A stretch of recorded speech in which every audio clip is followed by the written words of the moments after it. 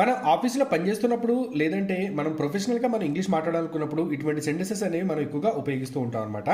చూడండి, how are you doing today అంటే మీరు చూడండి ఇంగ్లీష్లో మనం అడుగుతూ ఉంటాం హౌ ఆర్ యూ అని.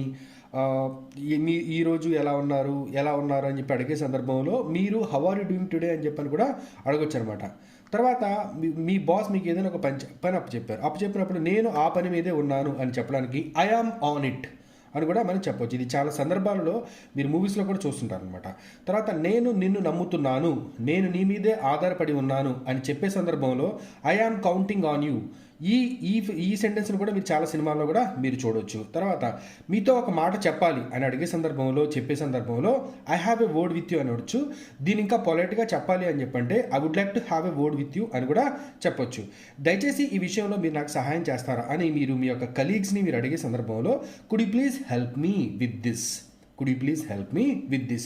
మీరు ఏదైనా అడిగేటప్పుడు కుడ్ యూ ప్లీజ్ అని మీరు ఉపయోగించినట్లయితే, సెంటెన్స్ స్టార్ట్ చేసినట్లయితే చాలా చాలా బాగుంటుంది. తర్వాత నేను మీ కంప్యూటర్ని కాసేపు ఉపయోగించుకోవచ్చా అలా అడిగే సందర్భంలో may I use your computer for a while please అని కూడా మీరు అనొచ్చు అనమాట.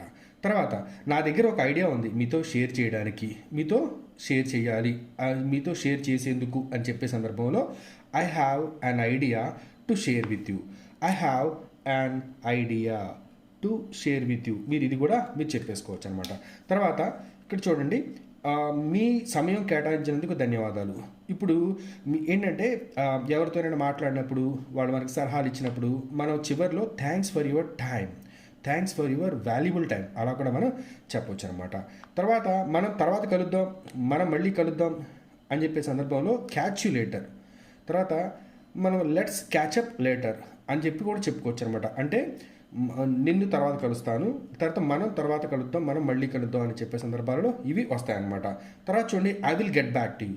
I will get back to you అంటాకి ఎగ్జాక్ట్గా ఏమంటారో మీరు కామెంట్ రూపంలో తెలియపరచండి. ఇక్కడ నేను ఎక్స్ప్లెయిన్ చేస్తాను. ఏంటంటే చూడండి, మీరు అంటే మీ యొక్క కస్టమర్ మీతో మాట్లాడేటప్పుడు కావచ్చు, మీ కలీగ్ మీతో మాట్లాడేటప్పుడు కావచ్చు, ఏదైనా ఒక సమస్యని మీతో వివరించిన తర్వాత ఆ సమస్యకి సమాధానం లేదంటే దానికి సంబంధించిన మీ దగ్గర ఒక సొల్యూషన్ మీ దగ్గర లేనప్పుడు ఏంటంటే please give me a minute sir I will get back to you అని మనం చెప్తాం అనమాట. ఆ సందర్భంలో మనం చెప్తాం. ఎగ్జాక్ట్ మీనింగ్ మీరు ఇక్కడ కామెంట్ రూపంలో తెలియపరచండి. తర్వాత నేను మీతో ఏకీభవిస్తున్నాను కానీ ఒక చిన్న పాయింట్ యాడ్ చేయాలనుకుంటున్నాను అని చెప్పే సందర్భంలో I agree with you but I would like to add one more point అలా కూడా మీరు చెప్పుకోవచ్చు అనమాట.